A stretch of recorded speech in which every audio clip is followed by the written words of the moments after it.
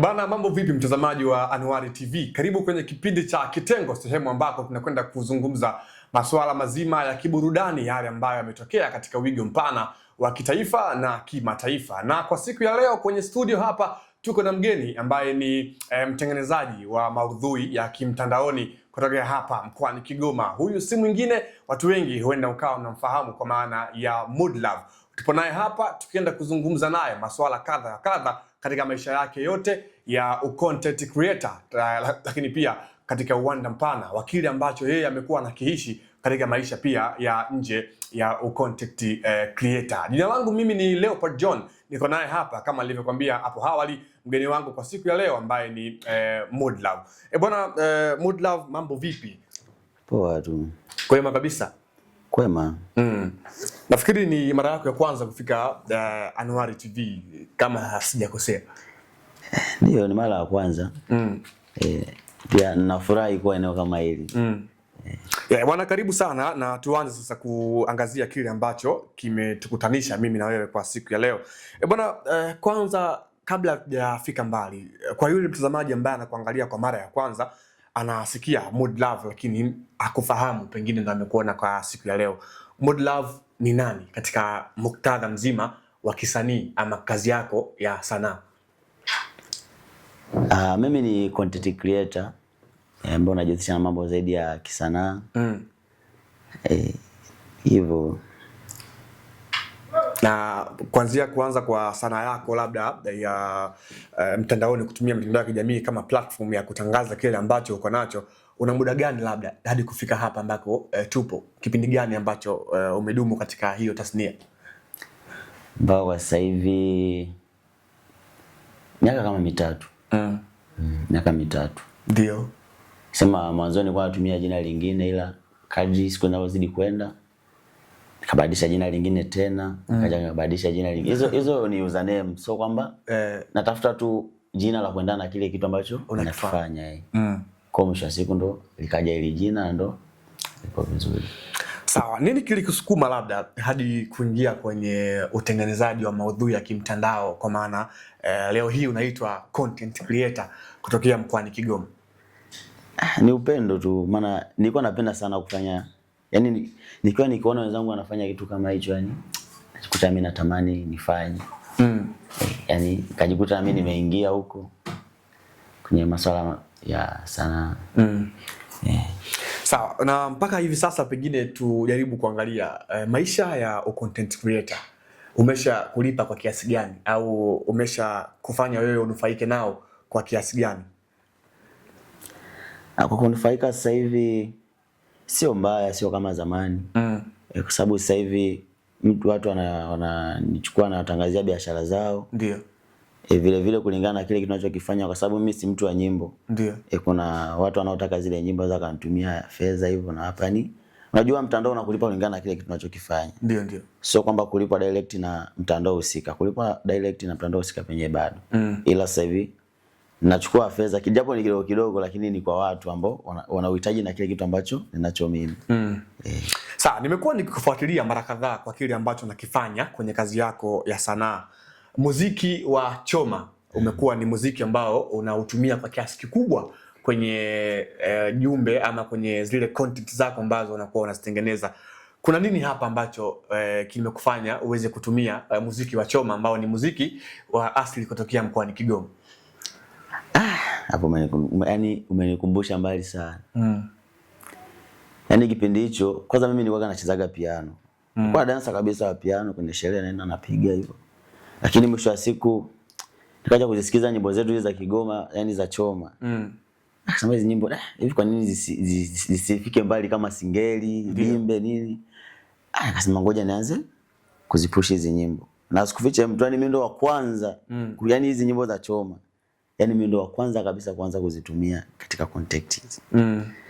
Yani kwanza nilikuwa natamani nyimbo ya choma ni yani isikilizike na watu wengi, iende kimataifa pia. Yani watu waisikilize sababu ni muziki mzuri. Ndio. Japo kuna baadhi ya watu wanaweza kusababisha nyimbo ionekane mbaya kulingana na vile vitu wanavyoviimba, sababu zamani maudhui, yani maneno walikuwa wanaongea kwenye nyimbo ni ilikuwa ni ya hovyo, japo sasa hivi naona wameshauchukulia kama ni nyimbo kama nyimbo zingine tu.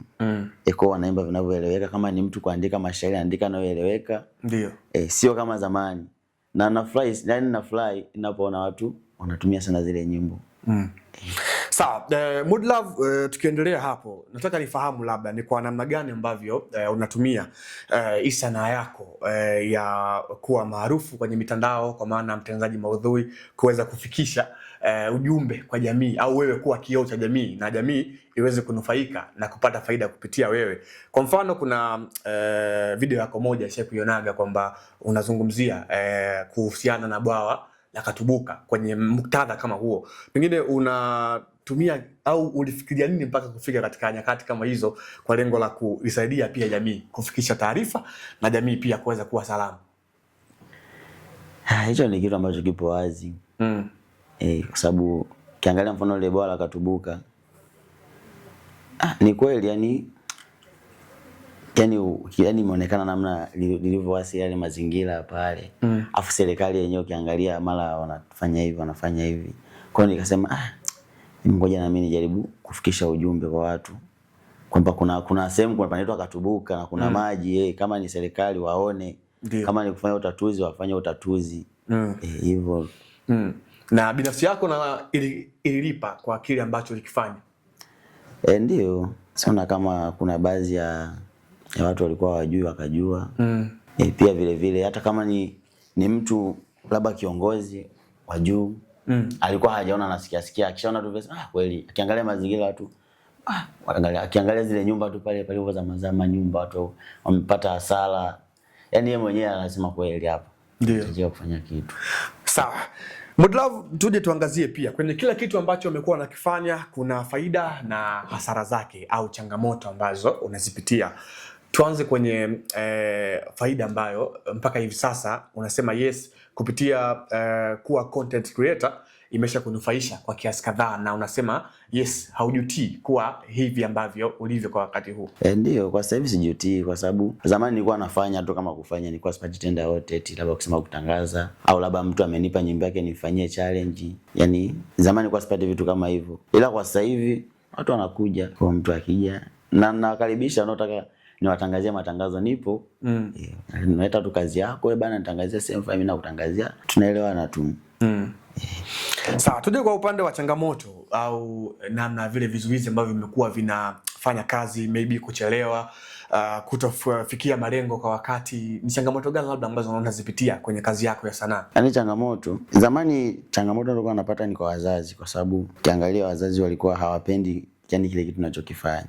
Support. Ila kwa sasa hivi wanavyoona maendeleo wamejikuta wameniruhusu tuendelea. Ila ukiachana na hilo, changamoto zingine ndizi ndogo labda watu location. Maana unaweza kukuta unampanga mtu fulani bana, siku fulani tunaingia location kushoot. Baadaye anapita hivi, anazunguka kwa kukuta inakuwa sio. Sawa.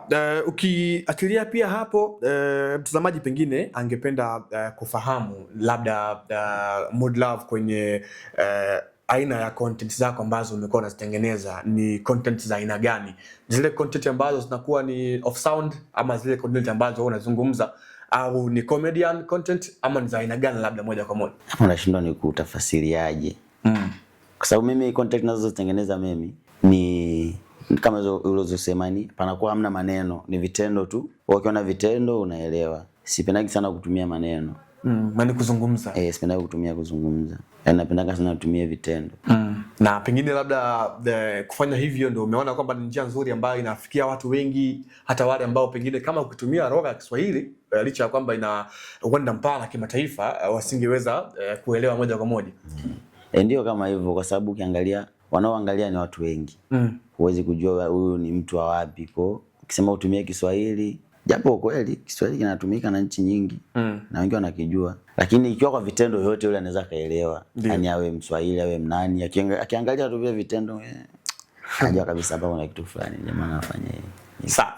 Bwana mtazamaji wa Anuari TV, bado tuko hapa na Mood Love ambaye ni content creator, kwa maana ya mtengeneza maudhui ya kimtandao, ambaye kwa siku ya leo tupo naye hapa kwenye kipindi cha Kitengo, tukiwa tunazungumza naye story mbalimbali ambazo zinahusu maisha yake ndani ya sanaa lakini pia maisha yake nje ya sanaa. Modlove, nikirudi kwako tena nije tuzungumzie ushirikiano wako wewe na ma content creator wengine wa mkoani Kigoma na jinsi ambavyo mmekuwa mkishirikiana kwenye kufikia yale malengo yenu ambayo mmekuwa mkijiwekea. Katika upande wa ushirikiano huko mnaendaje na ma content creator wengine ambao tunawafahamu mkoani Kigoma ambao wamekuwa wakipeperusha vyema bendera ya mkoa wa Kigoma katika upande wa sanaa na tasnia nzima ya utengenezaji wa maudhui mtandaoni? Ushirikiano nisiwe muongo.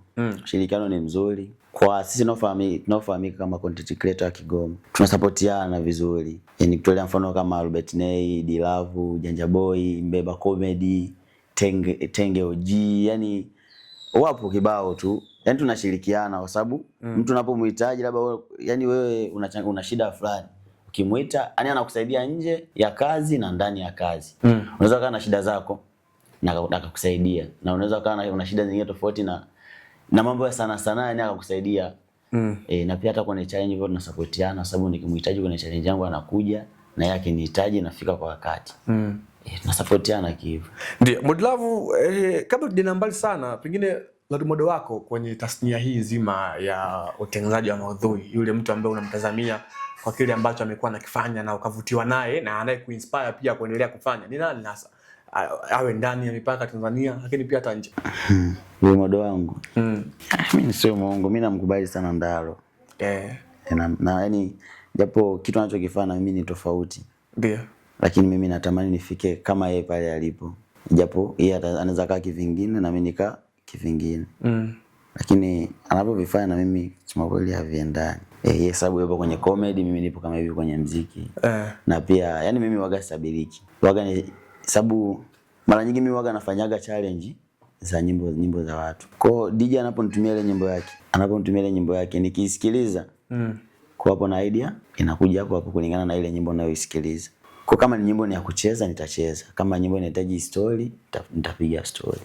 Lakini role model wangu hapo namkubali sana Ndaro.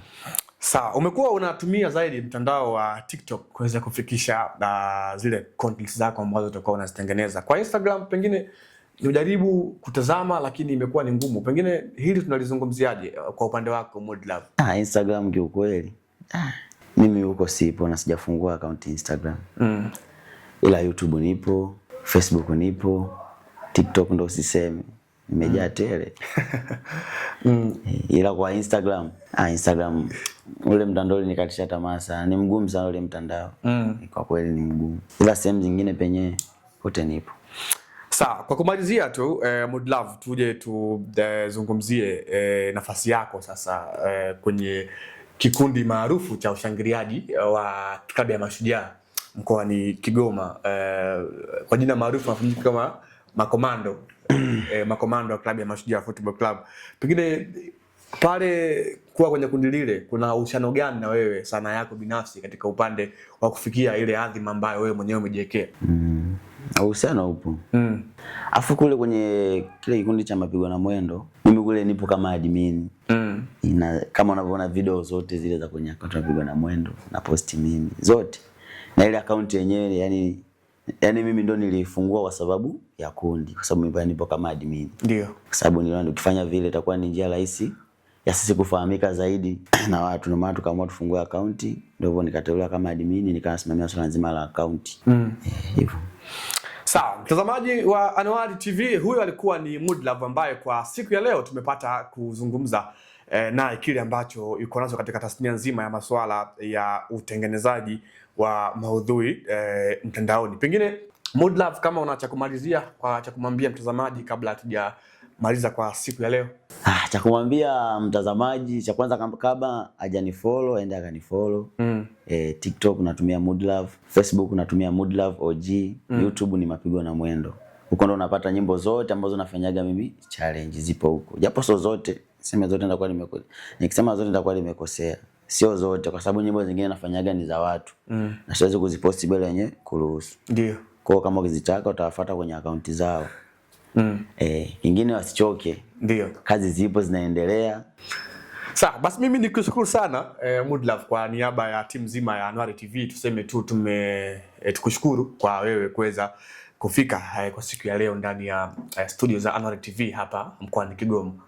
Sawa, mtazamaji, huyu alikuwa ni Mudlove ambaye tumekuwa naye kwa siku ya leo katika kipindi cha Kitengo, na bila shaka umepata kumfahamu kinagaubaga na kile ambacho yuko nacho kwa siku ya leo, na umepata kufahamu maisha yake ndani ya tasnia ya sanaa, lakini pia nje ya tasnia ya sanaa ya utengenezaji wa maudhui ya kimtandao. Ulikuwa nami na wadau wako kwa siku ya leo, Leopard John.